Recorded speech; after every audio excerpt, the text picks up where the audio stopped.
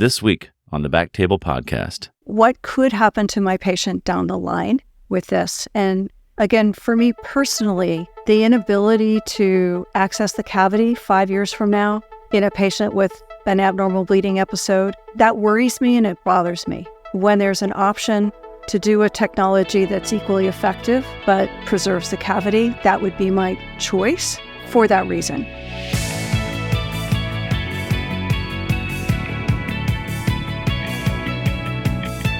Hello, everyone, and welcome to the BackTable OBGYN podcast, your source for all things obstetrics and gynecology. You can find all previous episodes of our podcast on Spotify, Apple Podcasts, and on BackTable.com. First, a brief word from our sponsors. There's a reason why 9 out of 10 women are satisfied with the Cerene Cryotherapy device. It minimizes pain and maximizes relief. Provide lasting relief from heavy, painful periods with confidence. Cerene is a well-tolerated and effective cryoablation treatment that can preserve her future diagnostic options. For you, Cerene is an effective solution designed to fit into your practice routine. To discover more or request a demo, visit cerene.com. For detailed safety information, please visit cerene.com/safety. And now, back to the show. This is your host, Mark Hoffman, and once again, we have our co-host, Dr. Amy Park. Amy, how are you? Good. How are you? Good. Busy, but good busy. The alternative, I guess, would be worse. We have an outstanding guest today, Dr. Barbara Levy, who is clinical professor of obstetrics and gynecology at George Washington University School of Medicine and voluntary clinical professor in the Department of Obstetrics and Gynecology and Reproductive Sciences at UCSD. Dr. Barbara Levy, welcome to the show. Thanks, Mark and Amy. It's a pleasure to be here with you. And we're going to talk about endometrial ablation today. So Barbara is a friend and a mentor of mine, so it's wonderful to have not only an expert on the show, but it's always fun to have folks who we're not meeting for the first time on the show. So it's an absolute pleasure to see you again and to have you on the show. Thanks, Mark. We like to start every show allowing our guests to introduce themselves. So please tell us a little bit about yourself, your career, and how you became interested in endometrial ablation. It's a very long career. Are you sure you want that? We could take us the whole time. We can edit this down. Don't worry. We have great engineers. Excellent. So I am an obstetrician gynecologist. I actually practiced OB for only 1 year. As soon as I got my boards, I stopped practicing OB and did GYN only for the vast majority of my career. Part of that was just my interest always was in surgery and minimally invasive gynecology. But also I had an infant, a teenager, and a husband who's a heart surgeon. And so in addition to running a practice, I was a single mom, and obstetrics just didn't work with that at all. So, and I was the third woman OBGYN in the Seattle area, and so none of my patients wanted my partners to deliver them. My partners were men. And that all piled up kind of drove me to GYN only very early in my career. And then I also had a very unique patient population because I was seeing patients who were unhappy with the gynecologic care that they were getting. And it didn't take me very long to figure out that what I had learned in residency probably wasn't right, and that my patients were telling me things that I had not heard before. And I started questioning a lot of things like, gee, how many operations are enough for somebody with chronic pelvic pain? Does lysing adhesions actually do anything? And this is back in the 1980s when, we were so excited by laparoscopic surgery that we were all just wanted to look in there and see, because prior to laparoscopy, we had to do laparotomy. And so the threshold for those things was quite high. In any case, I had a very, very busy and active practice, and I was very, very fortunate to be in practice with Dr. Richard Soderstrom, one of the founders of the AAGL. And so he got me involved in AAGL very early on. I won the Residence Prize paper in 1984 and was up on the podium, absolutely scared to death of, delivering this paper to 1,000 people. But it was my entree into organized medicine. And as the years went on, I was elected to the board, worked on the CME committee, and fast forward almost 10 plus years, Harry Rich came along, laparoscopic hysterectomy came along, and we had no codes to describe the things we were doing. We were learning how to do ovarian cystectomies and oophorectomies, and there were no CPT codes to describe those things. So AAGL ended up sending me as a liaison to ACOG's Coding and Nomenclature Committee, which was the way the committee was named at that time. And that was the start of all of my work in coding, reimbursement, policy, which has been 25 years or more of working with the AMA, with ACOG. As the years went on, I was first female voting member of the RBRVS Update Committee. I became chair of that committee in 2009 and chaired that committee for 6 years, and then have rotated onto the CPT editorial panel, and I am vice chair of the panel. I left private practice after a little over 30 years in the same location and was recruited to ACOG to serve as the vice president for health policy, and worked at ACOG for 7 years, doing our health policy, health economics, global health, maternal morbidity, mortality, quality and safety, trying to build implementation science into how professional organizations work, so that in addition to doing guideline development, we actually worried about how do we get those guidelines to the point of care. So it was a wonderful time there, building a team of over 50 people, working on all of these really incredible opportunities to improve healthcare for women. So in 2019, I left the college and started doing independent consulting. And I'm doing consulting and working for some startups, and we're consulting for some big organizations at this point, but also working with AAGL in the EMIGS, the Essentials in Minimally Invasive Gynecologic Surgery. And I'm very proud to say, working with ABOG to make sure now that our residents in OBGYN get to have a GYN-specific skills test and cognitive test to qualify for our boards. So it's been a lot of work. It makes me tired thinking about it.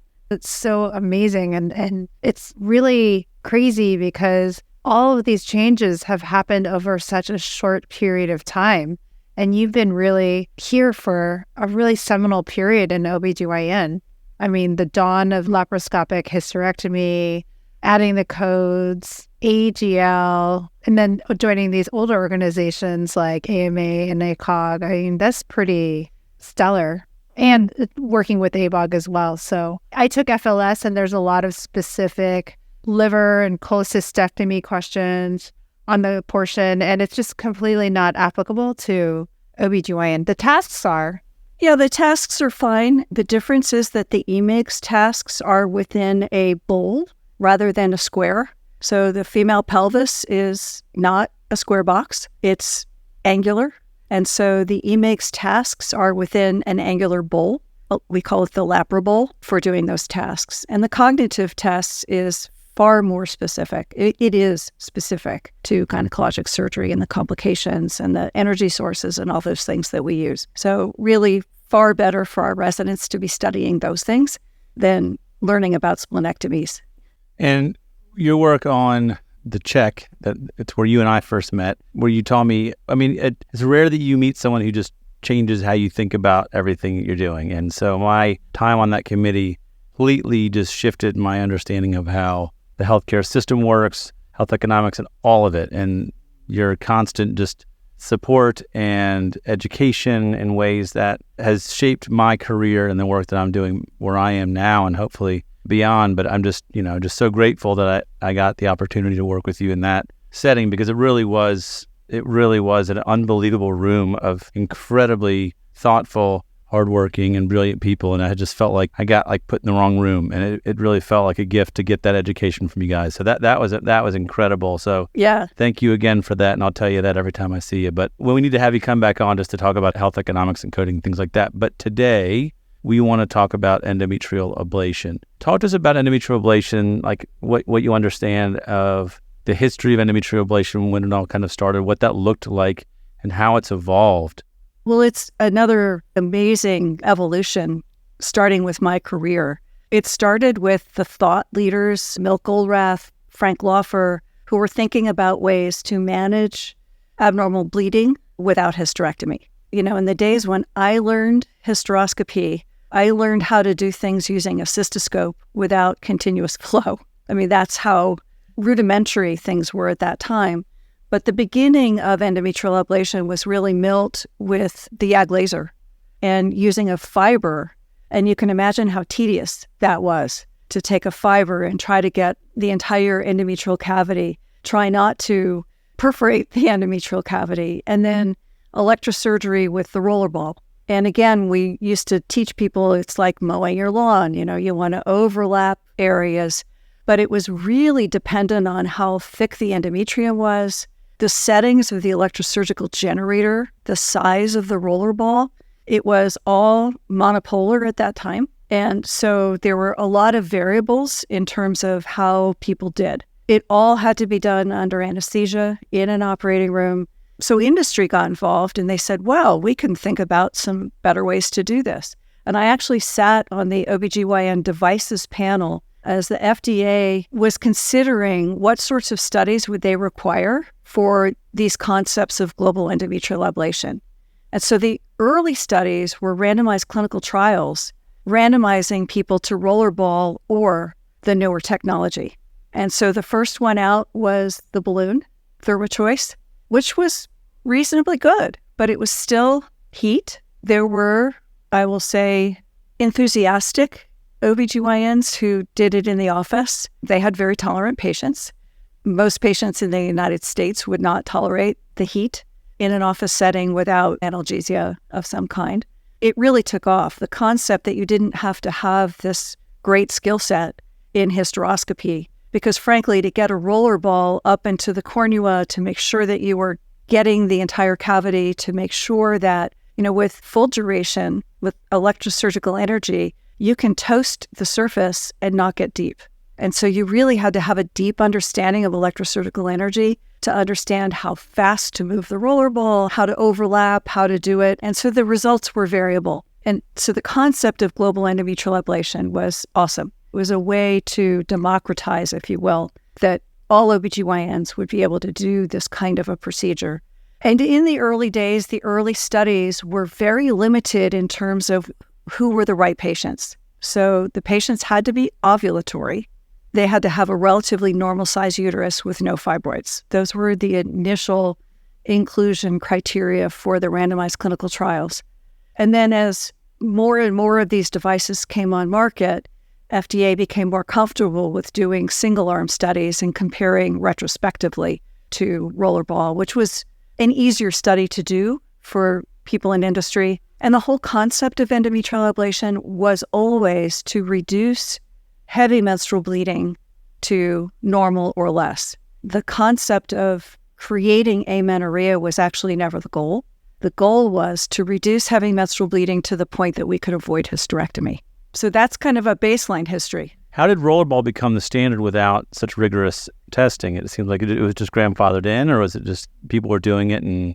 Yeah, so in the 1980s and early 90s, things that had always been used were grandfathered, but it was also that there wasn't a specific device that had to be approved by FDA. So there was an instrument. The rollerball was an instrument that went onto the hysteroscope, but it wasn't a medical device in the true definition of how FDA, I'm sure the rollerball had a 510K because it's the same as a ball you would use at an open procedure, a ball electrode. Is there a urologic use for rollerball, or is that something that was made specifically for gynecology, or do you know? I don't know, but you can imagine that it probably was used for coagulation of bleeding in the bladder or at the prostate.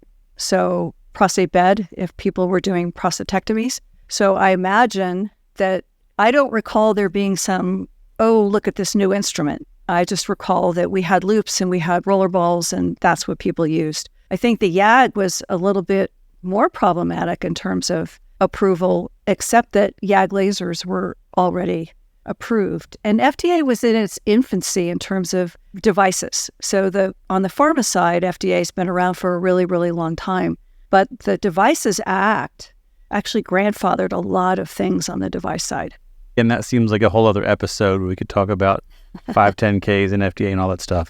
I haven't done hysteroscopy in a long time, but you're coming up against, I'm just thinking back of all these innovations just in hysteroscopy, like, I trained in rollerball, and I remember when the ThermoChoice and the balloon came out and the NovaSure with the cornu and covering the cornu because of the shape and all these other things that were actually precluded the need for worrying about a fluid deficit bipolar energy and using saline instead of these hyperosmolar fluids. I mean, I forgot about all of this stuff, but we've seen a lot of stuff in the last 20 years. We have. And you know, the MAUD database, which is the database where complications are theoretically reported to FDA, and manufacturers are required to report when they know about a complication.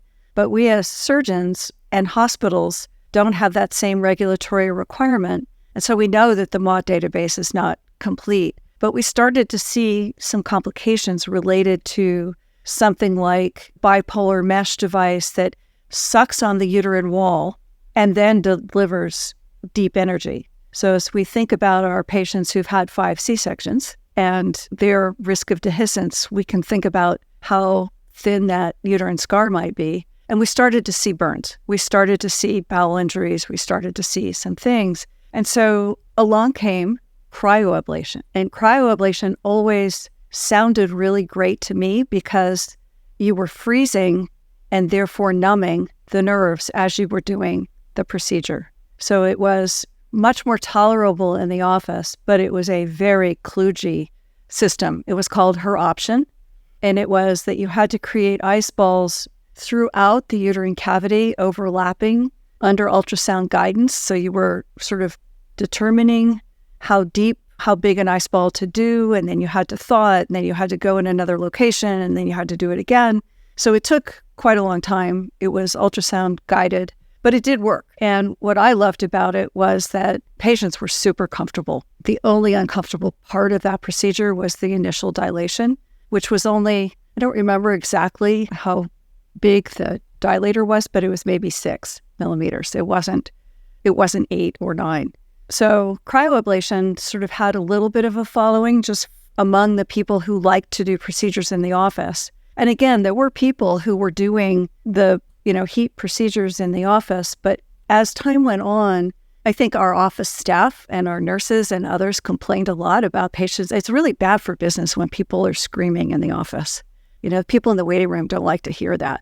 And so it became more standard for people to engage with anesthesiologists or nurse anesthetists and to do IV sedation, which added risk and added time to those procedures. It still was financially lucrative to do them in the office because this is to all of the things we talked about at CHEK, all of the overhead costs of doing those procedures is covered when you do them in the office.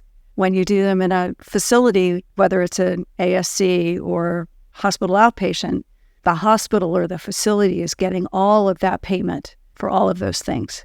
I don't know that I've seen an office endometrial ablation. I mean, I remember rollerball. I remember, having to make sure patients didn't get pressed after their, when they weren't, before we were using saline, things like that. But most of what I see now is in the OR. So talk to us about the options. Like what are people using now? What are the most common and what's available that people are maybe using less frequently, and how do they compare?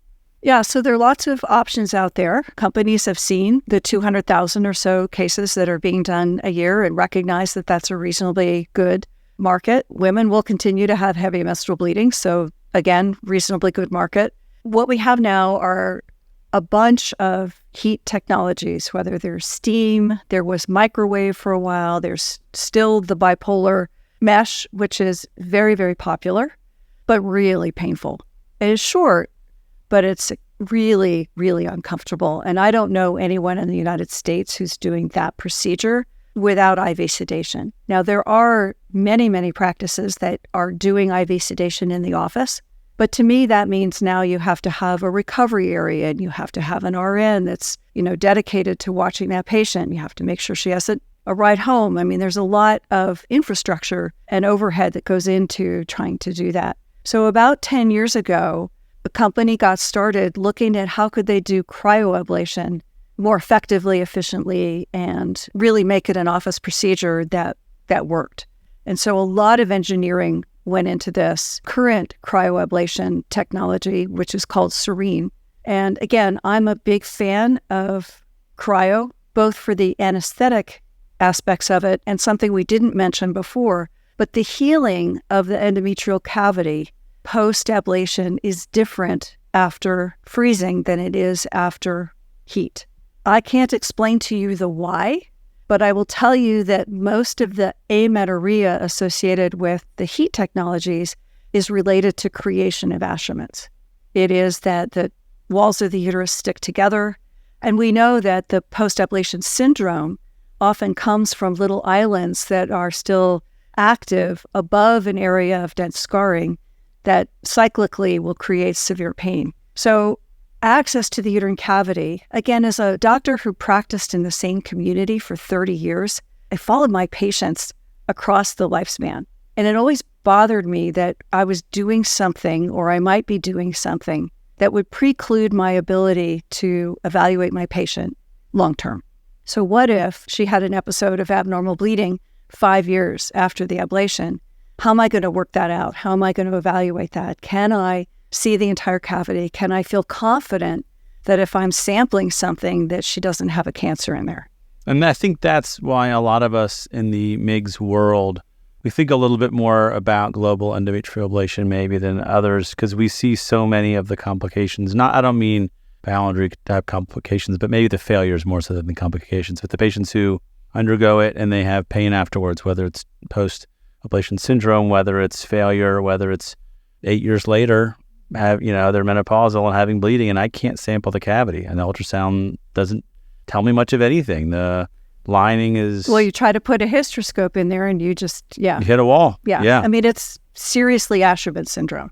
So for me, cavity access is a major distinguishing feature of cryotechnology compared to heat of any kind. So what do you see when you go back in afterwards? Because after post-ablation with heat, I mean, it's stuck together, it's fried. It's a mess. So the long-term follow-up for Cerene specifically was over 90% ability to see the cavity long-term.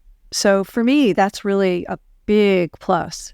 What does that compare to other modalities, like 90% compared to? Well, they haven't even done those studies. Cavity access is, because that's bad news for them, right? Everything Amy just said is exactly what happens. You try to put a scope in there and you just see adhesions, you see scar, and it's part of the mechanism of action. I mean, they work really well when they work well for that reason.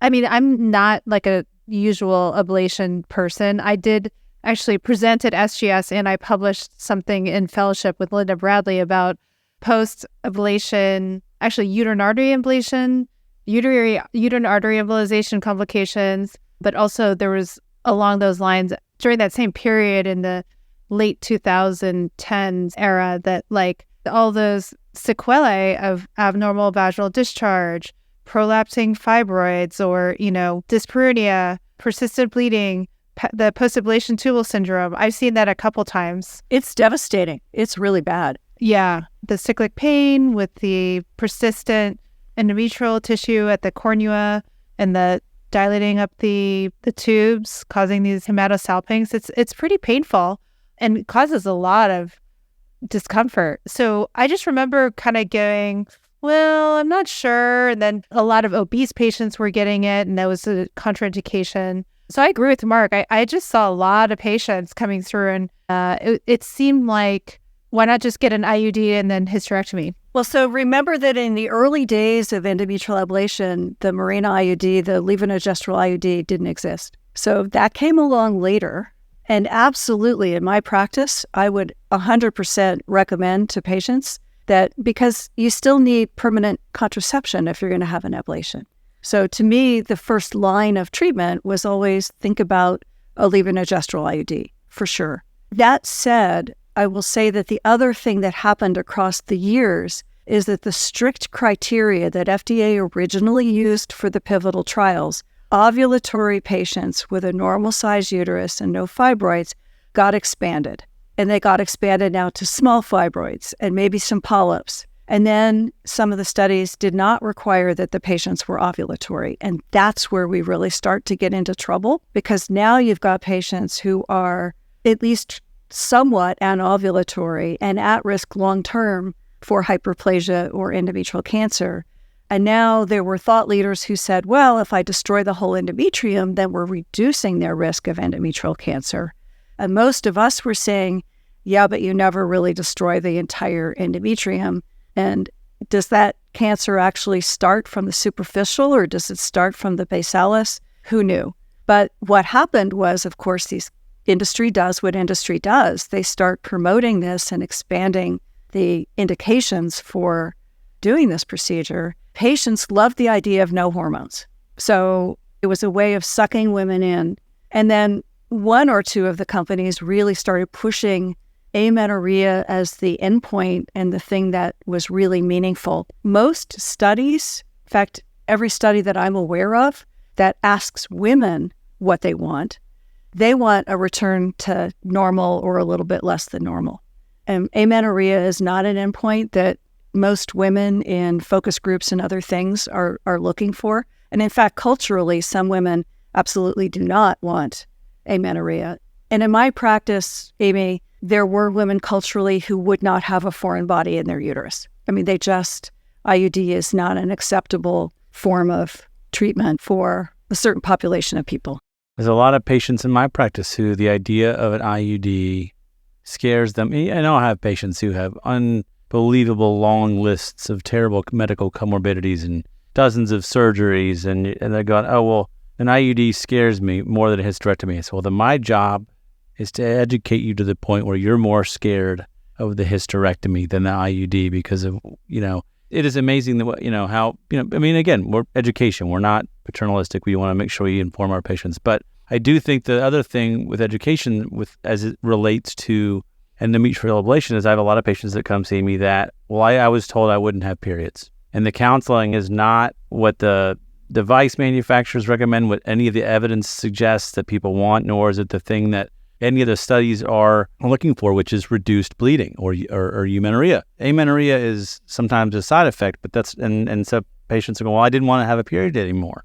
So, well, but then your doctor shouldn't have told you weren't going to have a period. I mean, that is not appropriate counseling for the Mirena IUD or the Liletta, the levonorgestrel IUD, nor is it appropriate counseling for endometrial ablation. If a patient really wants guaranteed amenorrhea, the only way we can guarantee that is with a hysterectomy. And I was very clear with my patients about that. Isn't there a high rate of hysterectomy post endometrial ablation? Do you know what that rate is? Is it like in the range of 20 to 30%? Is it 50%? Yeah, it's somewhere between 17 and 25%. It all depends on how many years you go out and what were the inclusion criteria for the patients. So the more obese, young patients you include in your study, the higher your rate of hysterectomy is going to be. So the right patient for an endometrial ablation is someone in her 40s who's completed childbearing, who maybe has a partner with a vasectomy or she's had a tubal sterilization, and she wants reduction in her heavy menstrual bleeding and would be happy with hypomenorrhea, but we're not promising amenorrhea for anyone. We shouldn't be, because the real data on endometrial ablation of any kind is that, yes, amenorrhea may be a side effect for some, and that may be the cause for many people of their severe pain in subsequent months. For patients who are getting thermal ablation, are there any things that they or their providers can do to minimize the risk of Asherman's? Do you know if estrogen or IUDs or those kinds of things can be helpful for? No, so they're not approved for the use of an IUD post-ablation. We don't know what perforation rates would be or, what would happen. There's some companies out there looking at hyaluronic acid or, putting some sort of a gel inside the uterus. Those are investigational things, none of which are available currently. So currently, we don't have anything that anybody knows of that works. Estrogen works for people with Asherman syndrome who want fertility, but you're not applying heat. You're very specifically not damaging tissue with heat when you're treating Asherman syndrome for fertility. So I'm not at all sure that with the destruction of the endometrium down to the basalis that estrogen would be helpful. I don't know of anybody who's tried it, but it would be a tough study to do because you'd have to be doing hysteroscopy periodically, 3 months, 6 months, a year later. And you'd be treating people with pretty high doses of estrogen for, 6 weeks. For however long the healing period would be. So just for my knowledge, in terms of the popularity and uptake of endometrial ablation and who's doing it? Like, what is your sense? Or what do the stats say? I don't know. Yeah, so it has declined with the increasing use of the levonorgestrel IUD. It's definitely not in its heyday as it was, although there's a lot of new technology out there. I think that it's been relatively stable. You know, these numbers are hard to come by because even Medicare database isn't going to help us at all. Medicaid database isn't going to help us at all. So we kind of have to look at all payer databases, which are really expensive, to try to get a handle on it. But it looks like somewhere around a couple 100,000 cases a year. I think that if cryoablation really takes hold and people recognize that they can do a procedure in a 15-minute office slot with no additional help, and the patient is comfortable and goes home right away and goes back to normal activities, that probably will drive more, because the threshold for a patient, I mean, the cost to a patient to go to an outpatient facility, whether it's an ASC or an outpatient hospital facility, is going to be substantial, right? They have a percentage of total cost that they will have to pay versus a $25 or $35 copay in the office, and that's it. So there's a big cost difference for patients.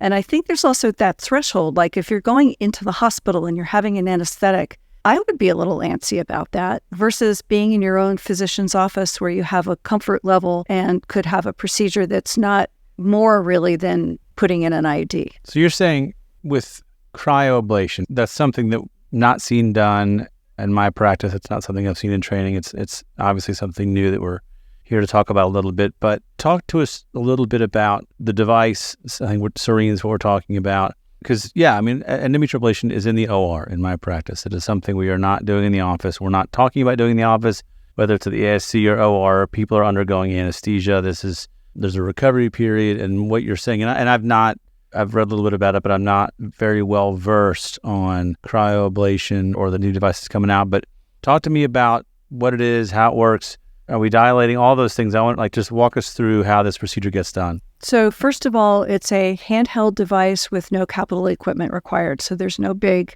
generator or something for purchase. It's all a self-contained single unit. It has a canister of gas. So what happens is patient comes in, we do our usual, hello, how are you? We've already talked to her about endometrial ablation, so she's prepared.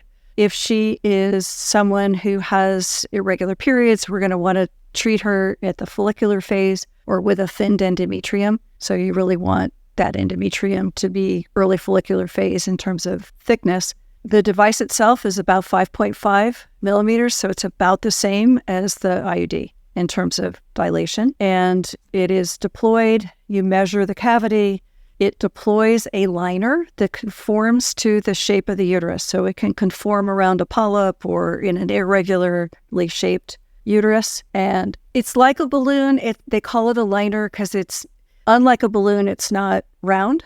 It actually uses the very slow increase in gas pressure to conform to the irregularities in the lining of the uterus. It's amazing. They've got this all like mindless. It's all in the handpiece. It tells you what to do. What's the next step? Tests for integrity of the uterus to make sure that the uterus is intact. And then it slowly increases this gas pressure so that she's not feeling a sudden onset of pressure. And as the gas expands, it cools. And so it gets to maximum temperature or minimum temperature quite quickly. The entire procedure is about 7 minutes. Patients tell me that they have less discomfort than the placement of an IUD because they don't get that cramping. Most of the docs who were doing the pivotal trial used NSAIDs than a paracervical block. So if people are used to doing a paracervical block for an IUD, I would say do it.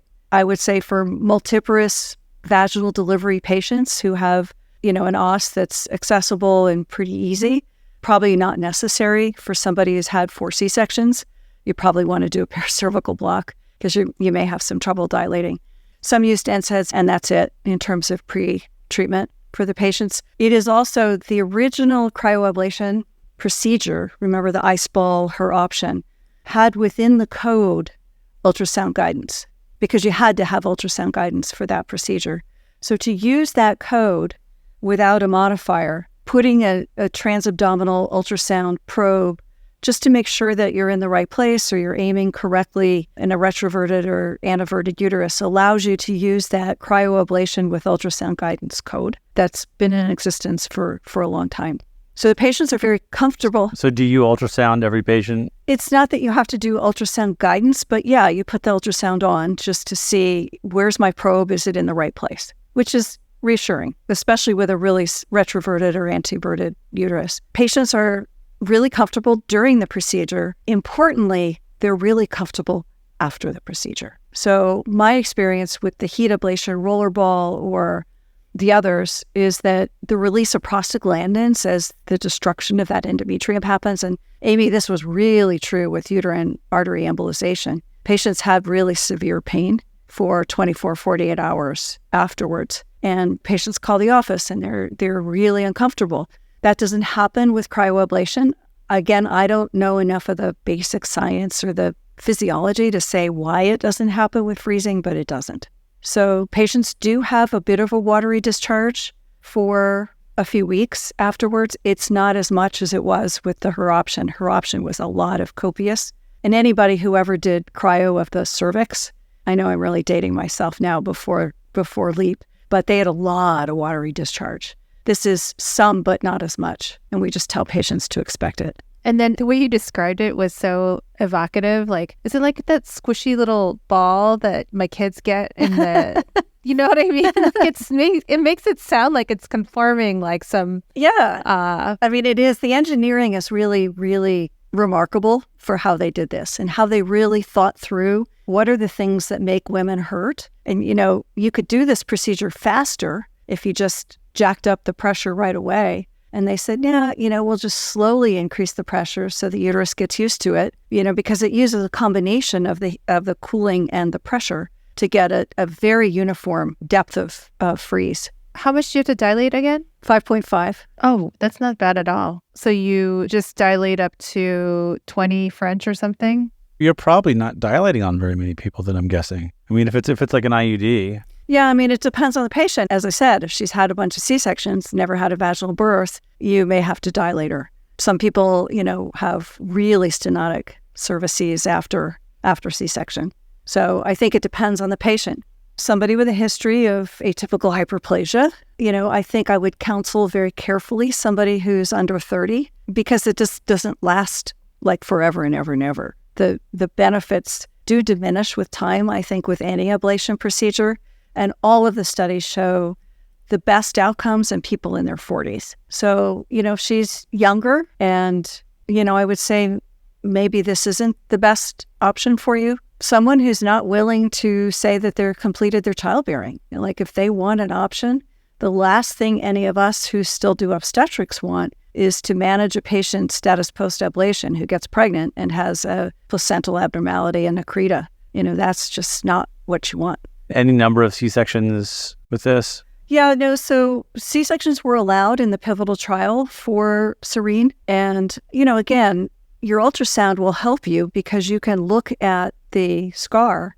And there was a measurement. I think the myometrium had to be at least 1 centimeter in the trial for FDA. So that was a safety thing. I think, again, ultrasound helps you know that. If you put the ultrasound on somebody and you can see right into the cervical canal and they got nothing, that's probably not the best patient for any ablation procedure. What's the longest you guys have followed these patients? Published data is at 3 years. Patients are certainly at this point 6+ years out, I think. Yeah, long enough for me to be comfortable. You mentioned Asherman's being far, far less common with cryo versus thermal ablation. Is there a place for repeat ablation for these patients with this device? I know it sounds like it's probably not been out long enough for it to be studied, but would that be a potential benefit or was there a role for that? Yeah, I think there are 2 really, really cool studies to do. One is a repeat ablation. You'd want to do an IRB approved, inform your patients that this is not standard of care. I see no reason why you couldn't do it because you have cavity access to the whole cavity. It should be doable. And then the second one is, to Amy's earlier point, what about doing the ablation and then putting a levonorgestrel IUD in, not to prevent Asherman's, but for contraception. Or a non-leave-in adjuster. What if you put in a non-hormonal IUD in patients that are not good candidates? Like breast cancer patients are really good candidates. Breast cancer patients who have heavy menstrual bleeding, either during their treatment or post-treatment. Young people sometimes get their periods back, and we can't use hormones to manage their bleeding. Other cancers, people with leukemias and who are under treatment and have very heavy bleeding, ablation is a great technology for them. And patients who want control over their reproductive future and aren't good surgical candidates for self-injectomy or sterilization. I mean, to be able to provide them with long-term contraception when they may not be able to get self-injectomy or a tubal sterilization in their partners. Yeah. Just to be clear, though, the ablation is not contraceptive. It's not. No, that's my point, is it's not contraception. So in patients who don't or aren't able to get permanent sterilization, being able to potentially, again, an important study to think about in the future is to be able to potentially do an intrauterine device. Yeah, I would love to do that study. That'd be interesting. I would love to do that study. I think that saying to a patient, especially these days where we don't have hysteroscopic sterilization available anymore, saying to a patient, well, you need some permanent kind of contraception, especially if she's not partnered at the moment, right? So that's another counseling thing. Where their partner can get a vasectomy. What if they've got more than one partner? We make a lot of assumptions when talking to our patients, but we do. I think having our patients, providing them the opportunity to have, when I say reproductive choice and control over the reproductive futures, to make whatever decision they want without relying on a partner. And that's a big part of it, I think, for many of our patients. But for now, to say that you need to have a surgical procedure for sterilization is, it's a hard thing to say to people, unless they're having a procedure anyway for some other reason. But so I think endometrial ablation has a place. I think it has a place in the right patient population. I also think a lot of our patients do not complain about heavy bleeding because they've had it their whole lives and they're not aware. Like there's no benchmark for it. But Mac Monroe and a whole group of people published a paper fairly recently about the incidence of iron deficiency in the reproductive age women. And it's dramatic. I mean, it's really high. And so women tolerate an awful lot without much complaint, and it does majorly interfere with quality of life. And there's a very large group of patients who are told their only option is hysterectomy. And that makes me really, really sad. I think most of us in the MIGS world have those patients who come to see us for that second opinion, and we get to offer them a bunch of things that no one's ever told them. And it's frustrating and it's sad, but also it's nice to be able to be the one to offer them those solutions. I mean, that's part of what we do, is to try to be experts in all the different approaches so we can offer whatever each patient needs in that moment, or in that whatever they want in that moment. And the unintended consequences, I'm not sure we're generally aware. I'll tell you the story of a patient of mine in my telemedicine practice who had heavy menstrual bleeding since adolescence, went to see a doctor who said your only choice is hysterectomy. So she never went back. She never sought care because she didn't trust anybody. Fast forward about 10 years, and we saw her after her trip to the emergency room with loss of consciousness with her period. Her hemoglobin was 4. That's just a travesty. That should never have happened. But we don't realize that patients in their heads say over and over and over again what we tell them, and then we lose their trust. And so being really careful to tell a patient about all options, I think is a really important message to all of our colleagues. It is interesting about, if you only have one tool in your toolbox, that's what you end up recommending. And it's such a lesson listening to you guys to just remember that it's just really important to have a lot of tools in your toolkit, in your armamentarium, because patients have choices, and this is ultimately a quality of life issue. Yes, you can get deathly ill from, of course, this severe anemia, but people have some legitimate fears and concerns, and just parallel to the mesh story for slings, now that we have other options, like patients are really, in terms of the Bulkamid, urethral bulking, like people really are going for that a lot more. So it's important to respect the patient autonomy and not push an agenda or, a procedure. Patients, they can sense it out right away. They can. And to your point, you bring up another really good point, and that is for us as physicians, we need to be thinking about the long-term consequences of things that we do. And so mesh is another great example. of what could happen to my patient down the line with this. And again, for me personally, the inability to access the cavity 5 years from now in a patient with an abnormal bleeding episode, that worries me and it bothers me. When there's an option to do a technology that's equally effective but preserves the cavity, that would be my choice for that reason. Not the immediate differences, because immediately there's not that big a difference in their outcomes, but what is it going to be for my patient 5 years from now or 10 years from now?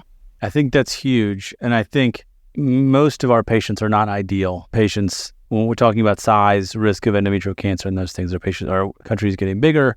The rate of endometrial cancer is going up, as we all know, for that very reason. The other thing, when you talk about doing this in the office, though, as you talk about this, the wheels start spinning a little bit in my head, because as I've talked about in the show, I've spent some time working in Eastern Kentucky in rural practices, and patients getting up to see me is not a small deal. These are patients that are working, that getting time off and pre-ops and post-ops and anesthesia and getting a ride. All of these things they're barriers. They're huge barriers in ways that certainly, until I went out there and talked to folks and experienced that as a provider, to realize that they would rather live with what they were dealing with where they were than to have to make multiple trips to see me, even though maybe just a couple of hours. It's a huge barrier. And so, I mean, these are being done in the office. And so the patients, they need no anesthesia.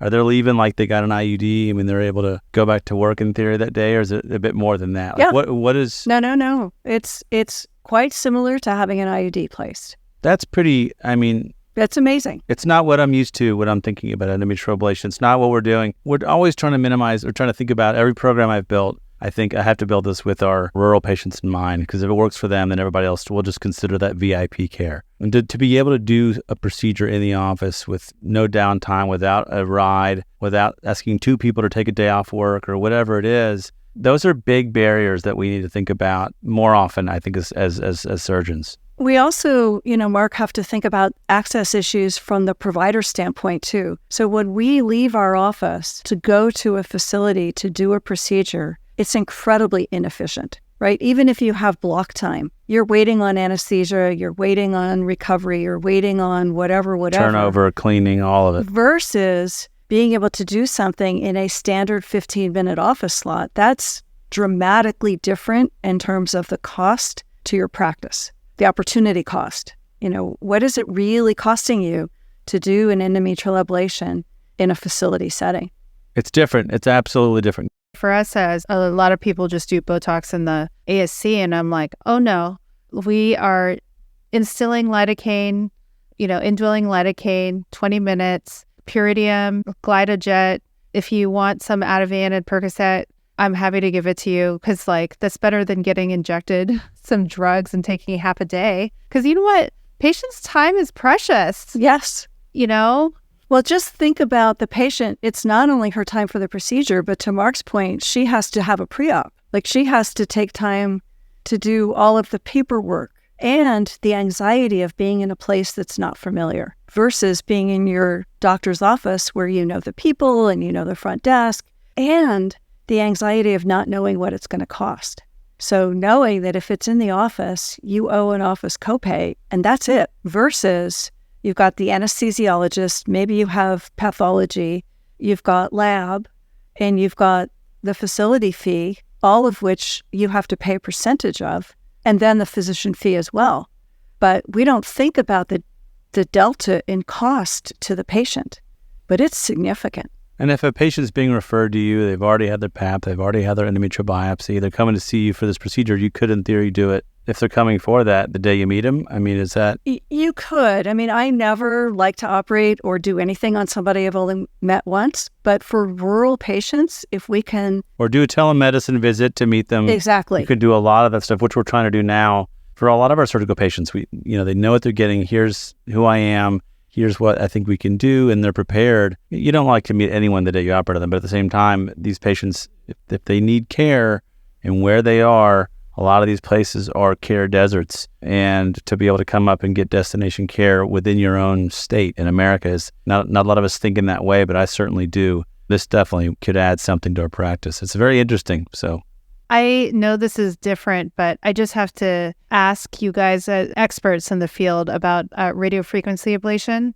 what is it? Like, is it just for zapping a fibroid? Like, how does that work? So radiofrequency ablation for fibroids is not dissimilar to radiofrequency ablation for liver tumors or lung tumors or kidney tumors. It's been around a very long time. It's a destructive energy delivery system. The two that are on the market now for fibroids are ultrasound. I mean, there's a lot of machine learning that went into helping the algorithm to know exactly how long to deploy the radiofrequency. So it's made them far safer than, in the old days, we would just randomly stick needles in and key the electrode for a while and sort of look at it and decide, oh, it's cooked or it's not. We don't do that anymore. These two newer technologies are very specific. They can see fibroids that we would not be able to see. So one of my problems with laparoscopic myomectomy was always the lack of my ability to feel for the princess and the pea, the fibroids that were in the myometrium that I couldn't see on the surface. Well, now with intra-abdominal ultrasound or intracavitary ultrasound, they're able to see all these little fibroids and all these, fibroids. So it can be a really, I think, again, it's a democratizing technology. People who are not skilled enough to do, myomectomies are hard. You have to think through the operation. They're bloody. You have to be able to suture and suture well. This democratizes the ability to treat uterine fibroids without hysterectomy among anybody who can do laparoscopy or hysteroscopy. Instead of global endometrial ablation that we're talking about, this is really focused towards the two devices that are out there. One is laparoscopic. So you've got a camera, you got a port for a camera, you have a port for a laparoscopic ultrasound probe that goes onto the uterus, and a needle basically that goes through the abdominal wall and into the uterus, and these little tines come out into the fibroids, and you're watching it through the ultrasound probe to make sure that it's in the right spot, that's cooking the time and all those things. The transcervical approach to me is more interesting because that's still laparoscopy, it's still abdominal entry, it's still a big procedure.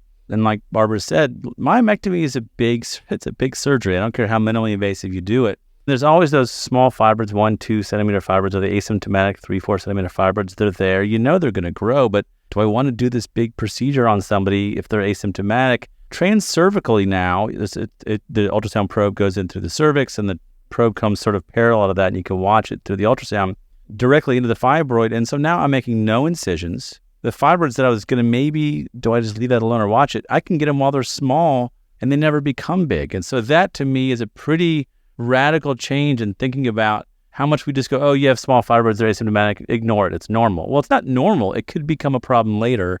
And or they're mildly...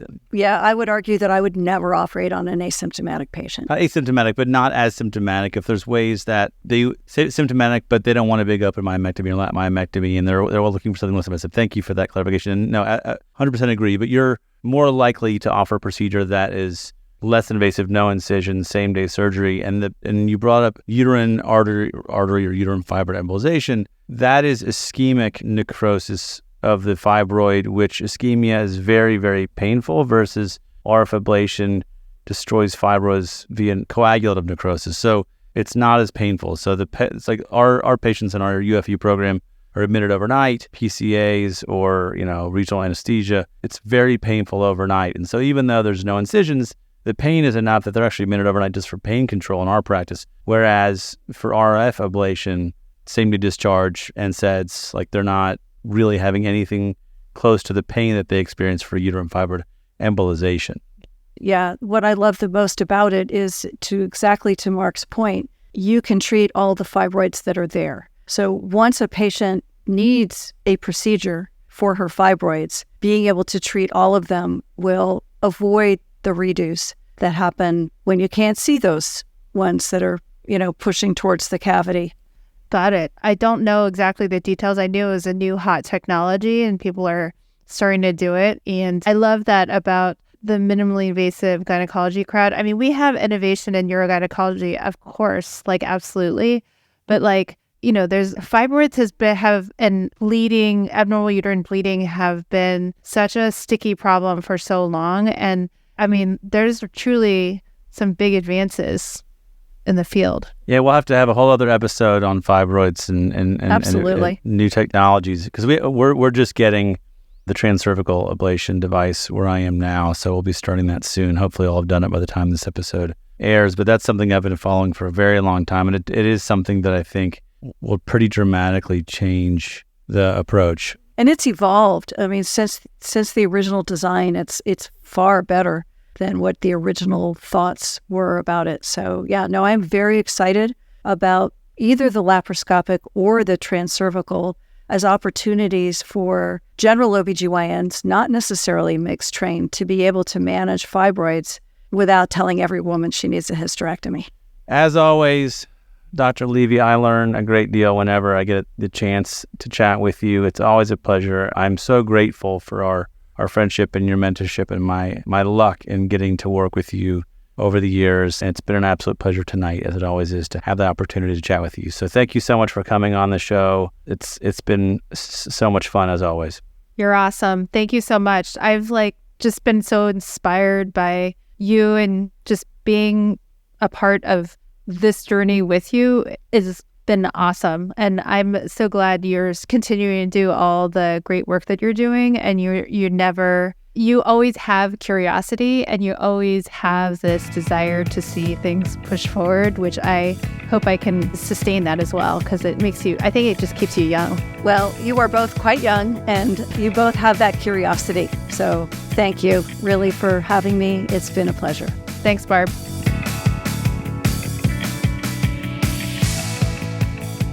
Thank you so much for listening. If you haven't already, make sure to follow the podcast, rate it 5 stars, and share with a friend. If you have any questions or comments, direct message us at _BackTable OBGYN on Instagram, Twitter, or LinkedIn.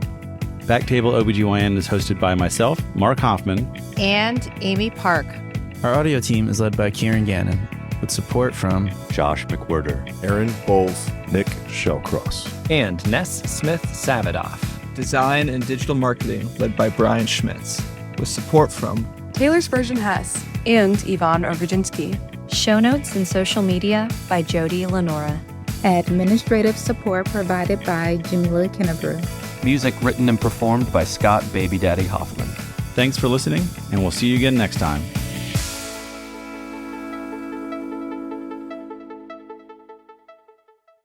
The views and opinions expressed by the hosts and guests on BackTable OBGYN are their own, and do not reflect the views or positions of their employers or any entities they represent.